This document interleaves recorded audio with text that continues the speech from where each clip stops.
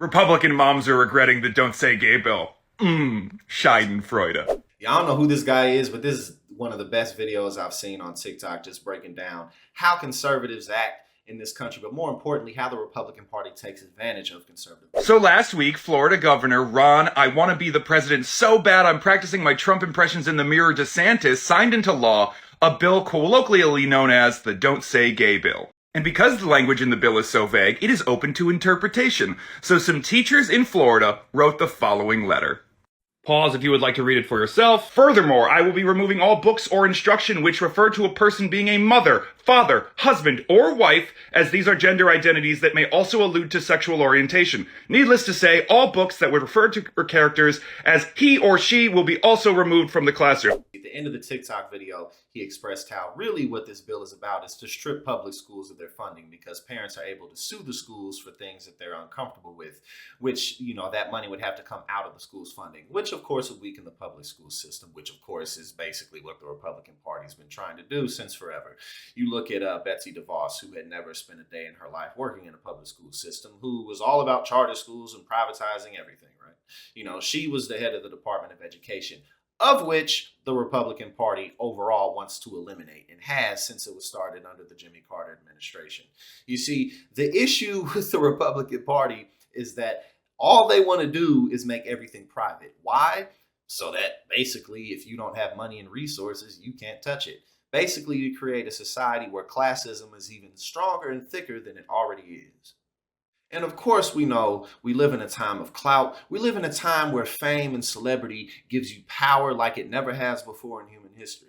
And so people are always trying to ride the bandwagon. The Moms for Liberty organization in Florida, which is comprised of a bunch of mothers who care more about getting attention on themselves than parenting their children, have been passing this bill around, asking mothers if they're okay with this and if they're going to take a stand. That's right. Suddenly you don't want to use Mr. and Mrs. in the classroom and we all gotta take a stand.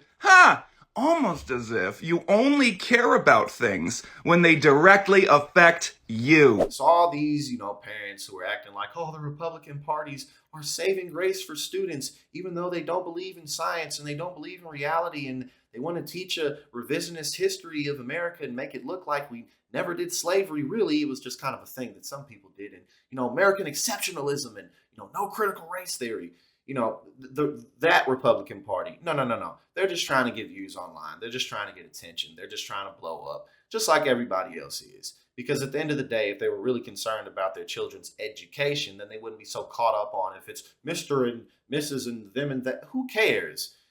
They don't. They just want attention. And while it's fun watching conservatives go full mask off and admit that they never cared about the children to begin with, the whole point of this is to strip schools of their funding. Because in the bill, any parent can sue the school for anything that they're uncomfortable with, and it has to come out of the school's budget, which is a very convenient way of stripping a school of its budget. Because if you can privatize those public schools and ruin education, maybe those dumb kids will vote Republican. And American conservatives have always been obsessed with culture wars because really culture is more powerful than policy because culture sets the tone for how people perceive the world around them, right? So again, you go back to the time of slavery, you go back to segregation, you look at things like redlining, you look at LGBTQ issues, you look at labor and workers issues, you look at voting rights, civil rights issues. All of those things were combated and are still being combated under the guise of states' rights because it's a way to control culture to keep white supremacy in place. And again, this is a way that they don't focus on policy. They don't focus on raising the wages, bringing the manufacturing back.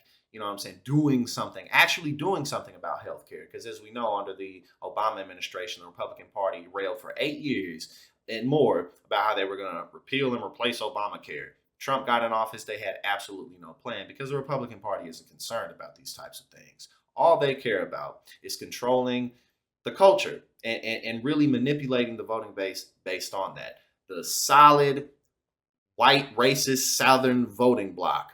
It used to be Democrat, now it's Republican. But at the end of the day, the strategy to get those people on board has always been the same. It's rooted in racism.